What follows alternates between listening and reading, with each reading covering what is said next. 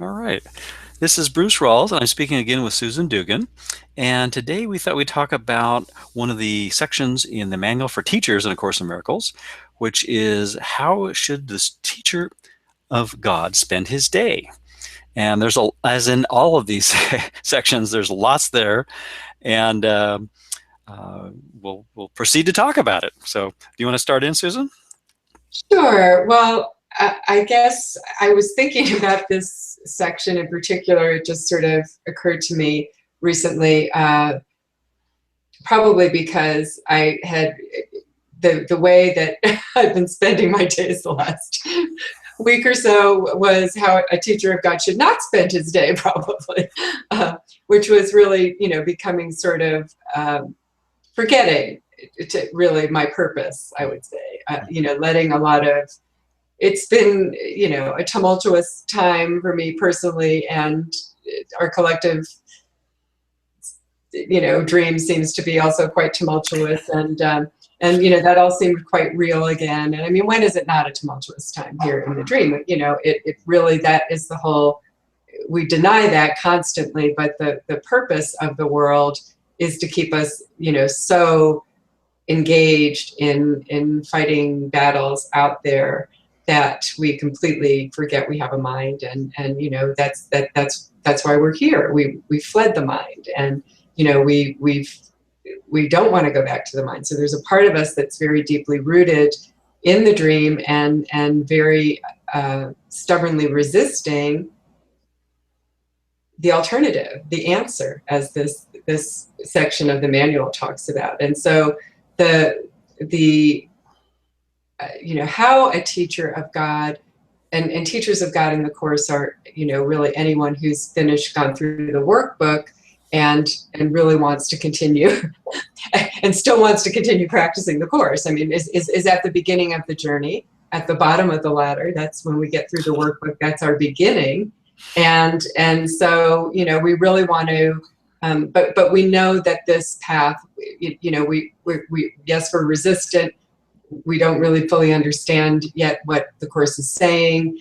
But there's a part we do have some awareness, and however intermittent it might be, that my way, the selfishness of the way I've been living, and the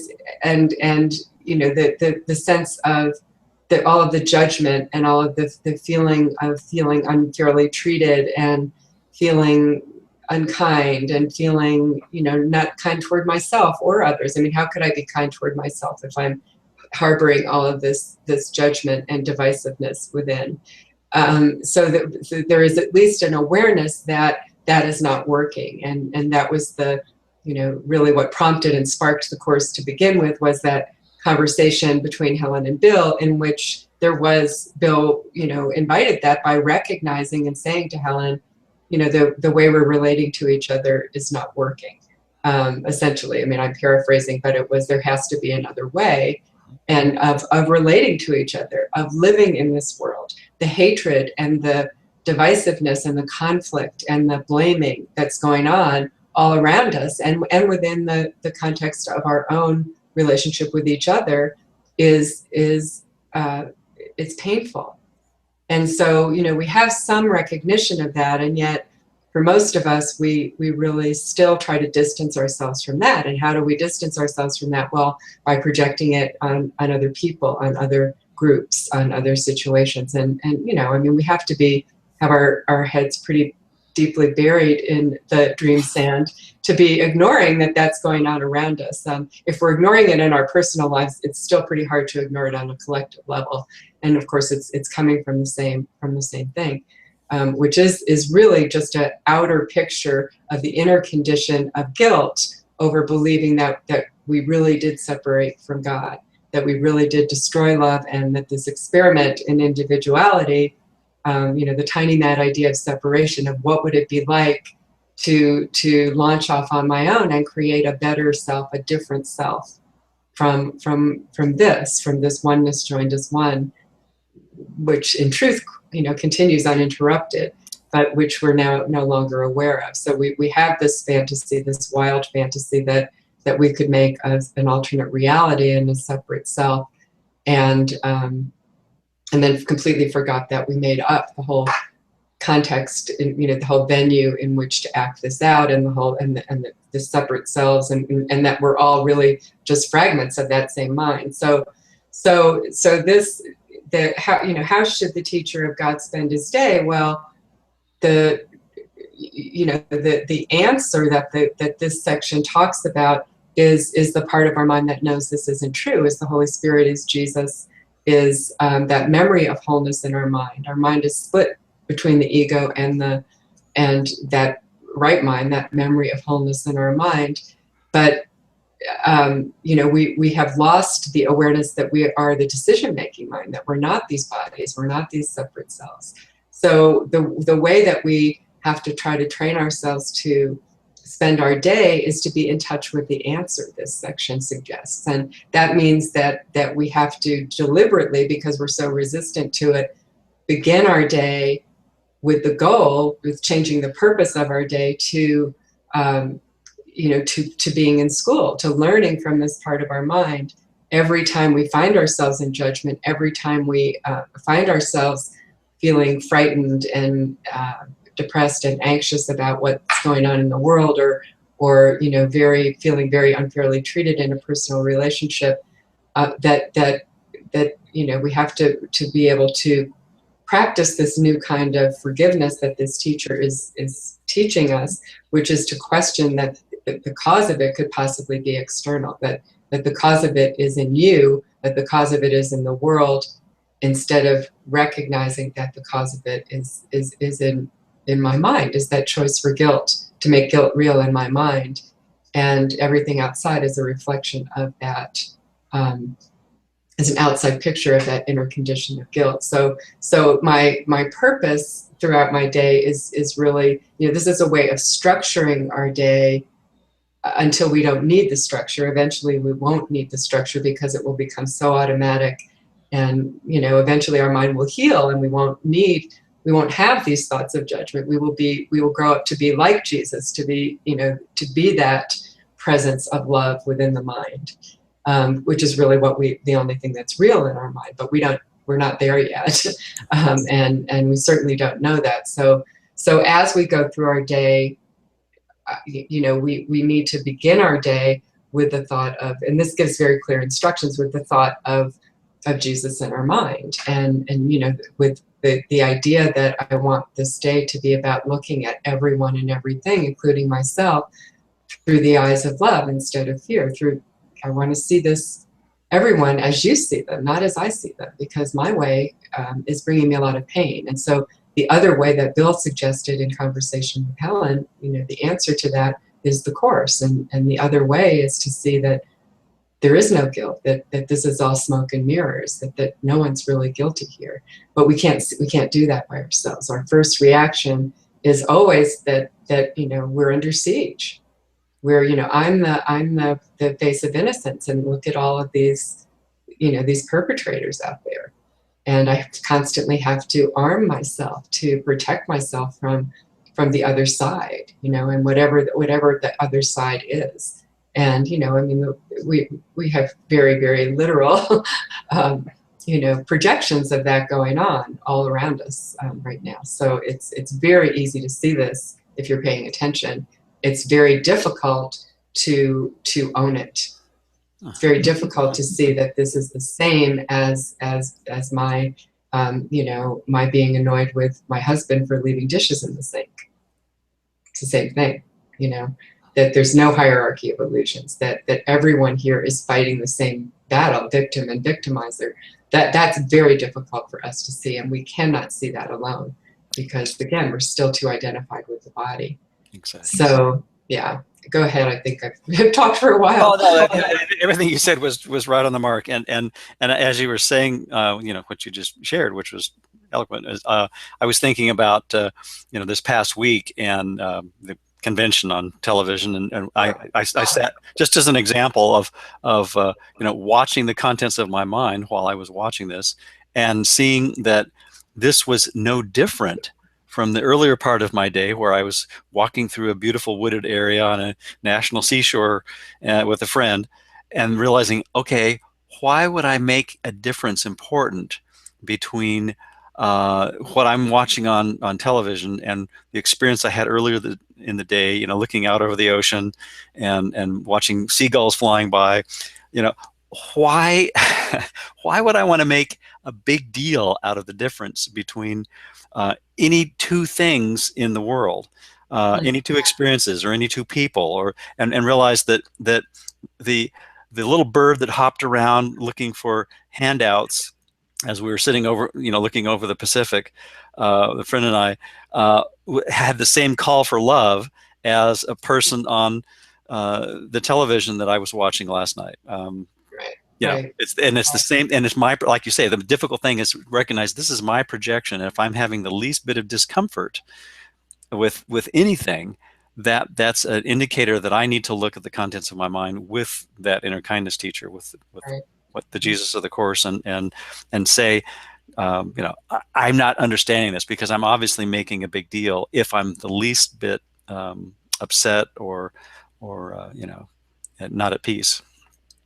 Right, absolutely, and you know we make those distinctions all the time. I mean, those same seagulls that are, you know, peacefully flying by are also the ones that break into your backpack and steal your sandwich. You know, so there's, you know, within the dualistic world, there, you know, there's the, I mean, we are literally one or the other, you know, and we're out for survival, and that's the instinct of everybody that came here. Right. And, you know, people that, as Ken said, you know, people who are all loving don't come here, you Right. know. This is a fearful place by design. Yeah. Yeah. And we're out of touch with and deliberately repressed the memory that we deliberate, you know, that a part of us loves this. I mean, we're gleeful when we see things on the convention, you know, at these conventions, and it's the other side, and look what they're saying, and look how attacking and hateful they are, and, you know, because why? Because then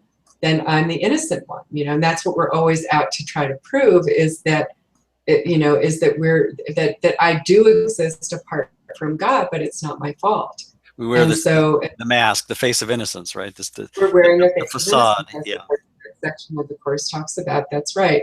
But so, you know, what we can be in touch with, though, is that this is not making me happy. You know, I mean, it really doesn't bring me peace. And the answer is, although, you know, I found myself turning off the radio a lot lately and the TV. I mean, just I can't take this anymore, kind of thing. And you know, I mean, again, that's because I think it has power to take my peace away, you know. And nothing has the power to take my peace away if I'm right-minded. I mean, unless I let it. So again, it's that I've already chosen for the ego, and you know, that's why I'm upset. There's no other cause. I've chosen to make guilt real, and now I will have to see the results of it, and they will upset me, you know, and I will feel justified in that for how, you know, for temporarily, and somehow perhaps feel some relief in the guilt that's already within, you know, that I'm already feeling, that was there before I saw the outer picture of it. And so you know, but as we move along with the Course, we really do find that it's a very short-lived relief. And in fact, I would almost argue that if you're really practicing this, it doesn't, I mean, you really do come to the point of saying, you know, the guilt never goes away. Right. I never feel good when I'm engaged in any of this. And so I really don't feel good, and, you know, anymore, when there isn't even that temporary relief. So I mean, that is part of the practice, that Jesus is showing us that no, you're wrong. This doesn't get rid of your guilt. It just nourishes it, you know. And so going back to how does the teacher of God spend his day? I mean, another thing that motivated me to choose this was that I had just interviewed Jeff Siebert, is one of the teachers at the Foundation for A Course in Miracles, and it's a wonderful interview that will be published soon on my website. But you know, one of the things that he talked about having been emphasizing in his Thursday classes they give a regular, in addition to the academy classes that they do at the foundation every month, they teach a regular class on Thursdays, and it's alternating Rosemarie Lasasso and Jeff Siebert teaching this class, and that lately he had been teaching this idea of spending your day with Jesus. Uh-huh. And that was, really a way of, it reminded me of this section, because he put it that it was a way of, sort of being in touch with the answer, staying in touch with the answer, which is that symbol of sanity within our mind. And but to do that, most of us need to be really very sort of deliberate about it and conscious about it. And so that's, again, that's what this section talks about, is that we have to start our day with spending a little bit of time making that our goal, and really just spending a few moments, whatever time we have. And the time is not important. The Course is very different from that perspective. It's not like some of the meditative and contemplative prayer kinds of things that, that people do, and you have to do it for a certain amount of time, and whether you're in, feeling distracted or not. I mean, the Course doesn't ask us to sort of, just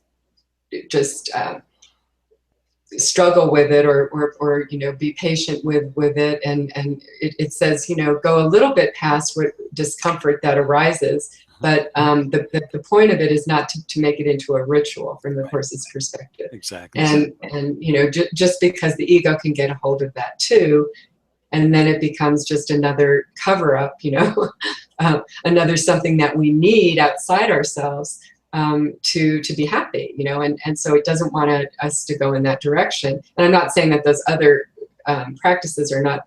I've done them, and they can be very, very helpful. But but from this, what we're talking about today, that's not the point of this. So to begin your practice, your day, with some kind of setting your goal for the day, because purpose is everything in the Course. The purpose of my life now is to be a pupil of Jesus. But the purpose of my life is to heal my mind, and to, it's not about having a better life, or a happier life, or a better body, or a better world. It's about healing my mind, that the world can hurt me, that healing my mind, that anything outside my mind has the power to take peace, the peace and love that we share, away, that anything outside my mind can truly divide us, as it seems to be dividing us all the time. I want to learn, and what will bring me peace is that that's a lie. And what will bring me peace is the ultimate recognition, and which I can have along the way on this journey, that we are the same, that everybody here is truly fighting that same hard battle of believing, of the excruciating guilt over believing that they separated from perfect oneness, from God, and can never be welcome home, like Lesson 182 talks about, that we're all walking around alien here, feeling the need to arm ourselves, feeling the need to protect ourselves from all of the horrible things that we are now victims of, and not realizing that, again, that this is all a projection of that belief that we deserve punishment in the mind over what we did. And we have to make ourselves feel less innocent than others, because we can't, we just can barely survive with the awareness of what of how awful that guilt is. And so the only thing that relieves us, until we come to the awareness that that's not working either, is to make someone more guilty. We're so, all of us, deeply invested in that, and it doesn't matter how you spin it. It doesn't matter if you spin it, what your symbols that you're using for that are. The other side always seems very, very impossible to understand, but that we set it up that way too, because we need opposite sides. We need the duality. We need to believe that this is all, that we are different. And the ego is all about making differences everything. Yeah, go ahead. I was going to say I was going to say even even the language the language around around politics is partisan, and it's partial, and anything that's a part of something obviously is incomplete, and if it's Right. incomplete, then there's the unchallenged assumption behind that there has to be a battle, and a difference, and something to Right. be conquered or feared, or it's the whole attack defense cycle in operation of that is implicit in duality, that as long as we think that we're other than anything or anyone else, we're basically, it's a reflection of thinking that we have shattered that perfect oneness, as you were talking about, and Right. that whole paradigm. Just obviously the way to undo it, as you also alluded to, is to look at the sameness, see how we're all the same. We're all either expressing love or calling out for it in any moment, and most of the time it's a call. It would seem, Right. if we're Right. honest with ourselves, it's just, Yeah. and that call is really something that we tend to ignore when we're in our egoic mind, and because we're so invested in wanting our outcome that's separate from someone else's outcome, and forgetting that we're all in the same boat.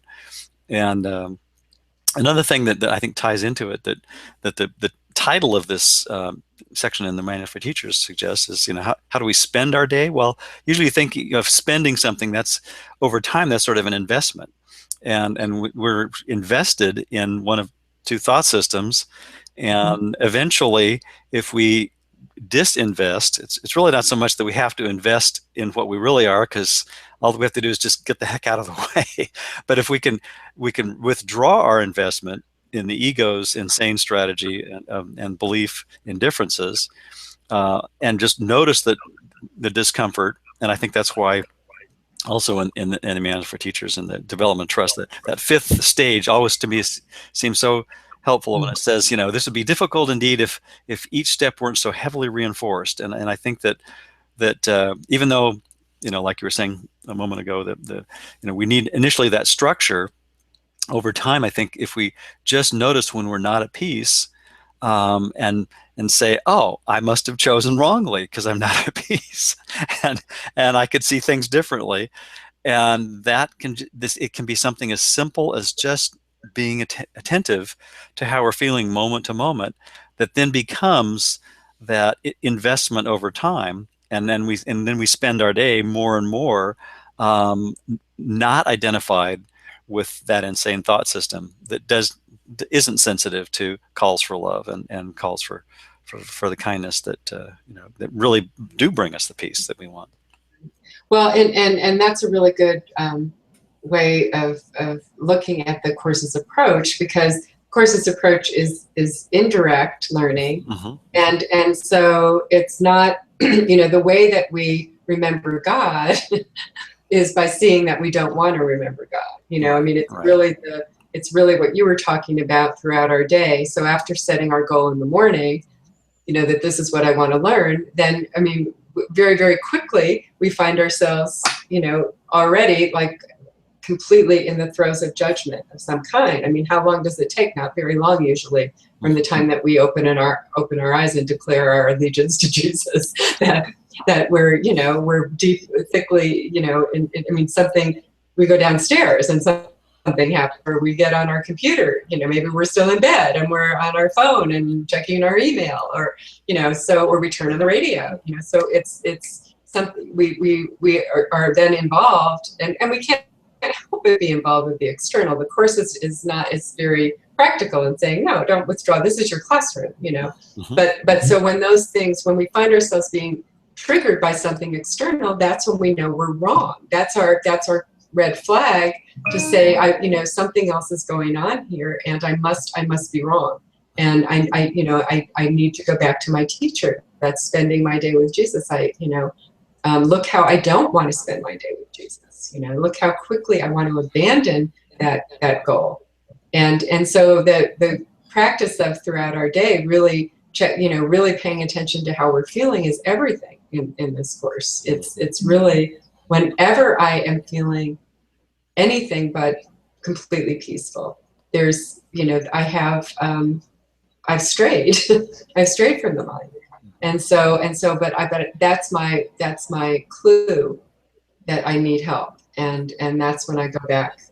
And I think there's something that speaks directly to that, if I can find it. Let's see.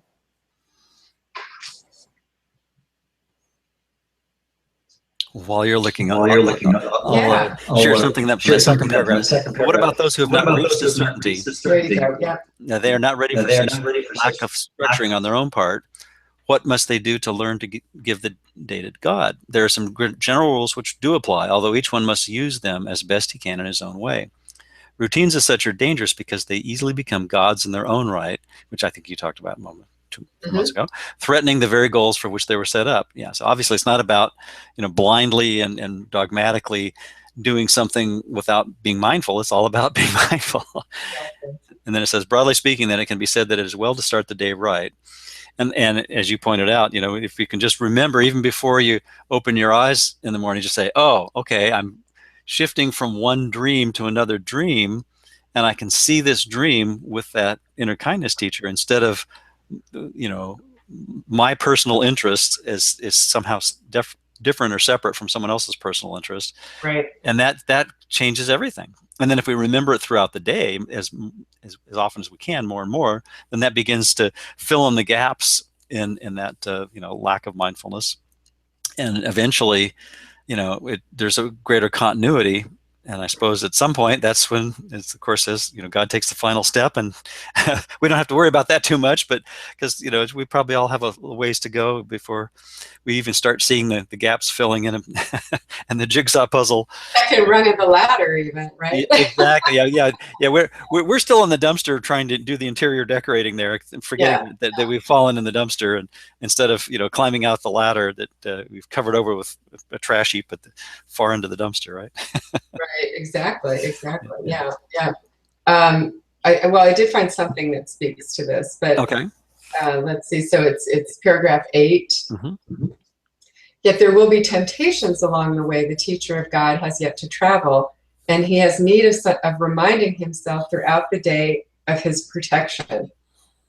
How can he do this, particularly during the time when his mind is occupied with external things? He can but try, and his success depends on his conviction that he will succeed. He must be sure success is not of him, but will be given him at any time, in any place and circumstance he calls for it.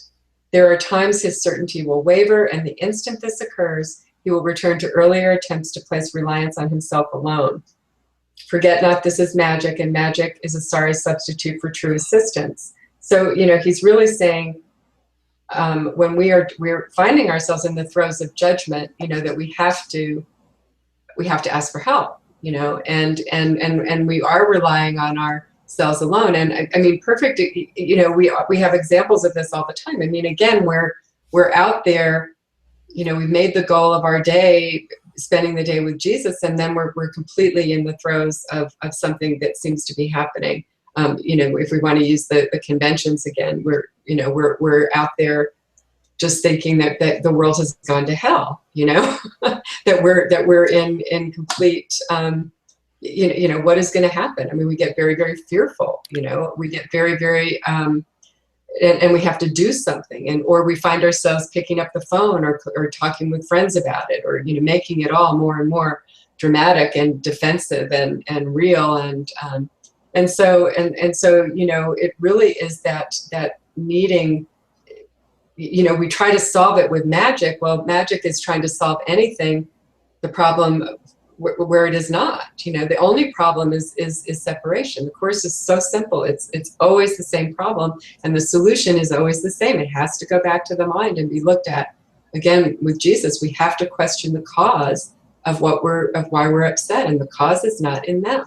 It can't be. If that's what we're seeing, we're wrong, and nothing outside my mind has the power to take my peace away. So so it really comes back to that spending the day with Jesus. We strayed away. We are far too tolerant of our mind wandering, and that's projection. And so when we find ourselves doing that, the answer is to wander back. Hopefully not wander, but directly head for home. Go back to the mind. Because we vacated that blue dot that Ken's talking about. We forgot we are a decision-making mind, and we have a choice to see this differently. Yeah. And as you're saying that, I was kind of laughing because I was thinking, well, in truth, since we never left, the wandering back it can be, and when we're remembering, instantaneous, Of because course. at the instant we recognize that we're not at peace, that's when we've uh, at least given up the idea that unreal alternative is going to cut it for us. We've entertained the possibility that we're wrong, and that Yeah, opens the door. You're right. Yeah. yeah, yeah. And it really can be just as quick as that when we feel that we're not at peace and recognize that we're condemning or judging in some way, or seeing a difference as important. Right. And obviously on the level of form, we need to, navigate through our world by making countless judgments and of that nature.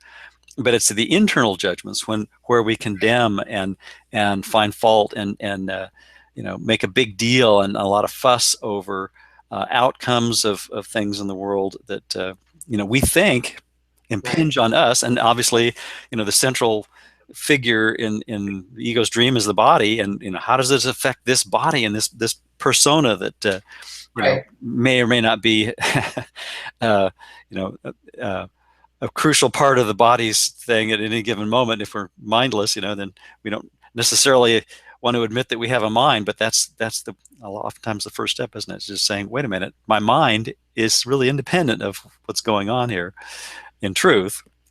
And if I saw that differently, then I might not be identified with the persona and its little puppet body as such a big Well, deal. and just questioning it, like you're saying, Mm-hmm. is a huge step. It's really the most meaningful step. Is I'm wrong. There's something else. I mean, I'm not upset for the reason I think. It's basically lesson 5.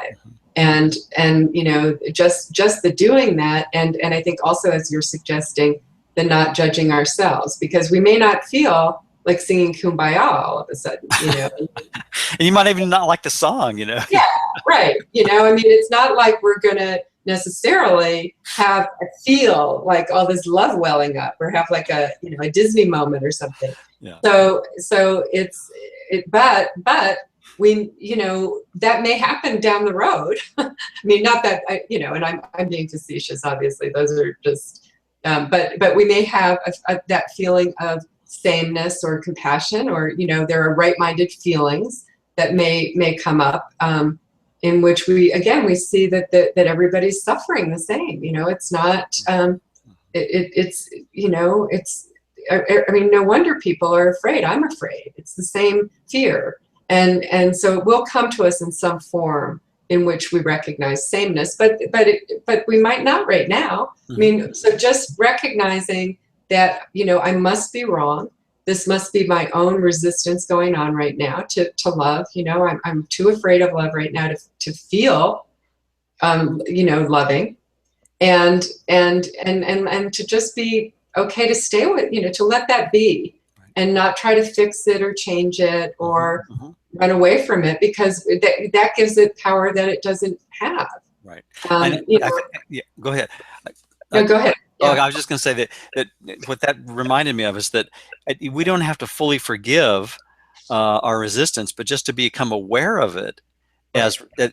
as a decision in the mind to choose against the peace that we, on some level, we know is possible, and being willing to look at it is really a hugely important step toward forgiving that resistance, I would think. Right. Yeah. Right. It's really the most important step, I think, because Mm-hmm. the rest is really not of us. Mm-hmm. The rest will.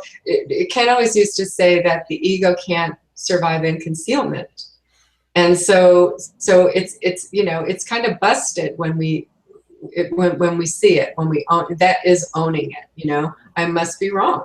It must be that something else is going on here, because if the problem cannot be outside me, then the problem must be in my fear in the mind, because that's only coming from fear. It's not guilt. I mean, there is no real sin. There is no real guilt. The fear is coming from the belief that there is, but it was just a mistake, And so to be able to kind of see that, and again, not try to change or cover over the negativity of your feelings, which is, and we all try to do, I think, because they're uncomfortable. But if we can become more comfortable with those negative feelings, we actually are, we're kind of immobilizing them. I mean, they don't have the power that we were giving them. The only power that they really have is the power we were giving them, and so they will dissolve of their own. They will pass, and because they really are nothing. But if we keep trying to avoid them, which I think is the natural human impulse, is to avoid them again, and then which if we avoid them, we bury them, and then they get projected, and then we've got to make them somebody else's problem, and so we're learning that by taking those projections back to the mind and looking at them, neutrally as Jesus looks at them, they're really without judgment. They're really nothing. Then we are with Jesus. Jesus doesn't go anywhere. We are spending our day with Jesus if we're doing that. We may not have a conscious awareness of that presence, but but that we couldn't be non-judgmental if we were not with him, with that part of our mind. So, eventually we grow up to be Jesus. We don't need that symbol of having this other part of our mind, because we'll recognize that's the only real part of us, but we're not there yet. So we go through this little, practice. And, but it's very little. The steps that we have to take in this, as Jesus tells us, throughout the course, I'm realizing, going through the text again with my class right now, that our contribution is really, really tiny. It's just the questioning. It's just the little willingness to say I'm wrong. To let our hands kind of peek through the the facade that we've made, and even if we just let a little crack of light through, that light is the same light that is the dazzling light of the the Close Encounters beam or whatever. But because really, once we open that up, we're seeing that the possibility that our whole identity was based on a lie, but it's a harmless lie. It's basically, the unconscious guilt is unfounded, and I think that unfounded adjective is so vital, because as long as we think that there's something to it, then we're going to want to be mindless throughout the day. We're going to think that, oh well, I don't want to look at that unconscious guilt because there's something really to it. But I think with practice, by looking at it with that light, with that teacher, and seeing that the instant we really look at it truly with that companion, the significance of it dissipates and becomes nothing, and we see it as nothing, and then that builds in a cumulative fashion, because then we can see over and over again, wow, I did this now several times, and each time the big deal that I thought was going to be such a big deal in retrospect wasn't. And I think that's true when we face even things on a pragmatic level. If you have things on your to-do list in everyday life, and you think, well, this is going to be really difficult, but if you kind of just jump in and say, what's the first thing I need to do in order to address this task or this issue, and then when you get into it, it's never as hard as you think it is. After you give yourself the permission to just look at what needs to be done and then start doing it. It's only the dread of oh, I don't want to deal with this just yet. It seems that, and that's not been my experience anyway. Is if I'm putting it off, that's usually a clue that the resistance is more important than the looking at what needs to be done. And of course, sometimes our resistance is more important than the looking at it. Yeah. We're very attracted to guilt, because it holds the idea of me together, and I still don't know the alternative. Right. I know what Jesus says about it intellectually, and I've had those little shifts where the guilt drops away, and they're lovely, and they don't make sense in the 2 + 2 = 4 world. And there's nothing that can justify them. They're otherworldly, and excuse me. But so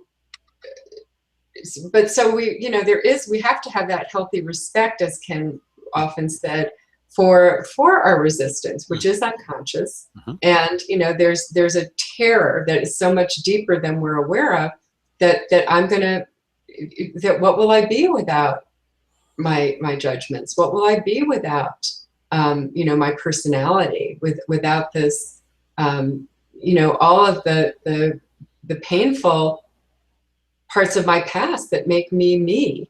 Mm-hmm. Yeah, they're painful, but it's my unique pain, right. And it's my unique ticket to heaven, because it's my unique way of proving to God that it's all these other people that are the bad guys. So this is so deeply woven and deliberately woven into our psyche, and so deeply unconscious, that of course we're going to have, we say we want the peace of God, but we don't mean those words, because our mind is split. So we're going to experience this going back and forth, but like advice like this, that's so practical about how to get through your day, is like you were saying. It's like, okay, well, my to-do list, I don't know what my to-do list of forgiveness things are for the day necessarily, because they may be very different from what my to-do list of getting things done in my life is. Mm-hmm. But if I can look at it, that everything that occurs in every moment is on my to-do list, is my curriculum, and that is my purpose, and I know I'm most in touch with that when I'm upset, then that's very, very, that's what I focus on, is right now, oh, I'm not at peace. And where am I pointing a finger? What's going on with that? And I don't have to analyze it. I know it's always the same. I must have become afraid again. I chose the ego, and I chose to side with the teacher of guilt, but I have another choice. And, maybe I'm wrong right now. Maybe I'm too afraid to take that next step because I want to wallow in this a little longer. Jesus doesn't judge us for that. And tells us pretty much, I'll wait in hell with you, but it's hurting us. So we can stay as long, deep at this point, when we've been working with the course for any length of time. I mean, delay really does hurt us, but we become very afraid that taking big steps, forgiving things that seem so large in our lives, perhaps, on an unconscious level, we also think that will destroy us. I mean, we really do. There's going to be a retaliation from the ego for this, because I vowed never to let this go. And so those things in our own personal hierarchy evolutions that seem particularly heinous are going to be really difficult for us. And we may experience it as terror. Right. That in one of the classes at the academy recently, there was a question that somebody phrased about, that this fear that the decision maker outside of time and space is plotting something dire in the background, in my script. But I think we all can relate to that, because it's like, okay, because I got through this and I got through this, but it seems sometimes like the lessons get scarier or something in form, and of course it's really nonsense. It's this idea that there's a split between what I am and the decision-making mind is a lie in itself, but we all experience it that way because we don't see, we're not aware of what's in our script. We're not aware of why it's there. We don't, but the only why of where, the only thing that's important, the only reason that anything is there is the purpose we give it. The purpose that it's there from the ego's point of view is to root us more deeply in the dream and of guilt and suffering and punishment. And the purpose we can give it at any moment, if our goal is to awaken from the dream, is forgiveness. I mean, those are our only choices. Mm-hmm. So it is very, very simple, and it's not, the script is written. It doesn't matter what is in the script. But I think we do go through that sort of fear of, we want to be mindless. We want to feel victimized, even by the Course, Mm-hmm. Mm-hmm. Does that make sense? Yeah, very much so. Very much so. Yeah, and I think the more mindful we give ourselves permission to be, even if it's just in little doses throughout the day, the more we're willing to drop the story, and to look at the story and the baggage of the guilt that's associated with wanting to keep regurgitating and dragging all that stuff back in. I was thinking the other day, and I was sharing this metaphor of climbing up Everest, and I was thinking, well, the Holy Spirit's approach is, well, hey, over here, there's this escalator, and not only is it an escalator that goes all the way to the top, it's climate controlled, and you won't need the heavy parka and all the gear and everything, but we don't want any part of that, because we want to do it ourselves, and we want to make a big deal out of our victimhood and that whole thing. And then someone else in a study group who said, well, and plus there's this buffet tray that rides up with you, on the other handrail kind of thing. and then I was thinking, well, and as you were talking a moment ago, I was thinking, well, it's almost kind of like too the stories and the identification and the investment with all the things that we've struggled with and that we're afraid of, are sort of like the base camp gear. But we want to take that with us all the way to the top, all the ordeal and the effort and all the stuff, that goes along with it. Whereas if we really want to, ascend, if you will, metaphorically, we kind of have to drop more and more gear as we go up and get to the next higher base camp, kind of thing. Right. Yeah, that's great. But I think it's inevitable that, because again, that we have this very deep fear of awakening, and so so the Course's path is more. It's kind of going through the mountain, which is not the easiest way. That's true. So and it talks about that. It talks about the clouds of guilt and the so we are very fearful. We don't know where we're going. The journey does seem very threatening to us, and so that's again why we really need this guide to get us through, and we need to rely on his faith, which is so much greater. Our faith is barely existent at this point, but his faith is boundless, and so we need that faith beside us. We need to take that hand, that he suggests in lesson 70, that leads us through those clouds of guilt.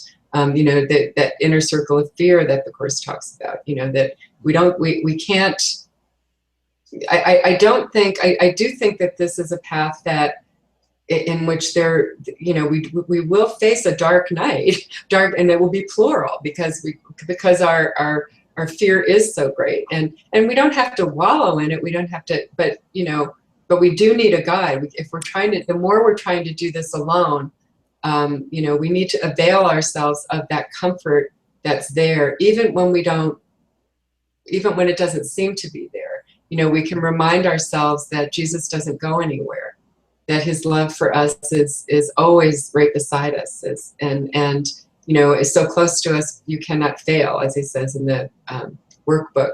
So I think, theoretically, yes, we could just do this, just ascend with the buffet table, and everything. But I think that it in practice, for most of us, it doesn't work like that. Sure. And again, it's because the fear is so deep, more deep than we're aware of, and so deeply unconscious, by deliberately we have forgotten, and so it is in concealment, and so we take small steps, and even those can be very fearful, but that's okay, we really are so deeply supported in this, and it just takes that little willingness to just question, as we were talking about before, that maybe I'm wrong about this, So he talks about in the morning in this section, setting our goal for the day, and then throughout the day, checking in when we're upset, But then he also, and this is an interesting paragraph, where it's paragraph 6, where he talks about joy. And that's a little bit, you know, doesn't always feel like a joyful path, but we might want to look at that. Do you want to read that paragraph? Sure. Paragraph 6? There's one thought in particular that should be remembered throughout the day. It is a thought of pure joy, a thought of peace, a thought of limitless release, limitless because all things are freed within it. You think you made a place of safety for yourself. You think you made a power that can save you from all the fearful things you see in dreams. It is not so. Your safety lies not there. What you give up is merely the illusion of protecting illusions. And it is this you fear, and only this. How foolish to be so afraid of nothing, nothing at all. Your defenses will not work, but you are not in danger. You have no need of them. Recognize this, and they will disappear. And only then will you accept your real protection. Yeah, that's a wonderful, wonderful reminder. Yeah. So, you know, I mean, that sort of suggests that the happy learner idea, that, you know, that we can be happy that these fearful images and illusions arise, that we're recognizing them, because we don't know until we're pointing a finger at someone that we were feeling guilty, you know? So every time we're doing that and we're willing to question it, there goes another one. You know, there goes another another specific that we've made, you know, illusion that really is just the same as all the others in content, which is that guilt is real. But so each time we do that, though, we're letting go of guilt. And that's the happy, you know, I can learn to be maybe not completely grateful, but I'm certainly relieved when I recognize that, each time I recognize that. And then I do have those holy instants, you know, that may seem unrelated later on, in which I feel our sameness. I feel compassion toward the ones I love to hate. You know, I see our sameness. I see that same call for love that I have, different in form, but you know, that I still am. It isn't that my body's eyes and senses don't register that there's a difference in form. It just doesn't have the power anymore. It's superficial, you know, because I see the essential. I see that child, that same frightened child in lesson 182, and you know, frightened children need to be hugged, not, you know, not condemned, not blown away. Yeah, as you're saying that, I was thinking that over time, I think our gratitude becomes more unconditional. And well, of course, anything else that's real is truly unconditional. But then the gratitude isn't subject to, you know, cherry picking of, well, I'm grateful for the things that I as a seemingly separate individual approve of or like, but I'm also grateful for the things that push my buttons, but not as something different. They're all the same. They're all reminders that I can look at my special love and special hate relationships with everything and everyone, and with some uniformity, and you know, sort of an egalitarian perspective that says, oh, they're all the same lesson, just presented in different forms. Right. And for that reason, I can afford to be grateful for everything that seems to happen, because they're all symbolic emissaries of ways that I can get back to my mind and the decision-making capacity that's there. And I think you know, our investment in what makes me personally happy, we begin to question it, you know. Right. I mean, it really doesn't, and that questioning, it kind of recedes into the background, you know. It's not, I mean, you really, I don't think in those terms nearly as much as I used to, because I think it's, again, your focus is on the mind more and more. We're becoming less invested in the needs and the wishes of the body, and more invested in the healing of the mind, you know, and that's inevitable, you know, again, by just day by day. Yep. Trying to the best of our ability to remember this structure, you know. And I mean, and he takes it, and we're getting close to when we agreed to conclude here. So maybe we should, which end it with how he suggests we end our day. Sure. Is also to check in. And so let me read a little bit of that. So he talks about, just like in the morning, that we want to check in and take our quiet time. And he says, continuing a minute or two after you begin to find it difficult. You may find that the difficulty will diminish and drop away. If not, this is the time to stop. So that's the checking in with Jesus, setting your goal for the day, being with our teacher. And then he goes on to say in paragraph 5, the same procedures should be followed at night. Perhaps your quiet time should be fairly early in the evening if it is not feasible for you to take it just before going to sleep. It is not wise to lie down for it. It is better to sit up. He just doesn't want us falling asleep. I don't fall asleep immediately lying down. There's no danger of that. So I ignore that advice. It is not wise to lie. So having gone through the workbook, you must have come to some conclusions in this respect of what works for you. If possible, however, just before going to sleep, it is a desirable time to devote to God. It sets your mind into a pattern of rest and orients you away from fear. If it is expedient to spend this time earlier, at least be sure that you do not forget a brief period, not more than a moment will do, in which you close your eyes and think of God, which is really thinking of Jesus, thinking of God's symbol for us, because, this is not a direct path to God. God is very fearful to us. So very often the Course uses the term God interchangeably with Holy Spirit, Jesus. And I think right here, that's the case. Yep. Yep. So we need those symbols while we think we're here, right. don't we? Yeah. Right. Yeah. But to remember that we're loved, to remember that, I usually ask something like, work with me in my sleeping dreams, just as you're, be my teacher throughout my sleeping dreams, just like I'm asking you in my waking dreams, So we don't know what effects that has, but it's all a dream. So we want to remember that we're in school, and that healing is our goal. That's really our only goal. Exactly. So, yeah. And it's a worthy goal, and one we're all capable of achieving. Yeah. So. And I'm getting all these election calls. I'm pretty sure that's what nobody ever leaves a message. Well, all we have to do is remember which thought system we want to vote for. Right. Yeah. Right. Exactly. Yeah. Anyway. Well, thank you so much, Susan. It's always a joy to help each other remind ourselves, that we want to choose that thought system with these conversations. And we do, and this is a good. We're in a pretty contentious few months here, continuing, I'm sure, with the election. So, and with everything that's been going on. So I think it's, don't forget our purpose, purpose, as Ken always said, and practice. Exactly. Yeah. Well, thank you so much. You can find Susan's work at fourasandforgiveness.com, and I'll post that this conversation there, as well as on acimblog.com.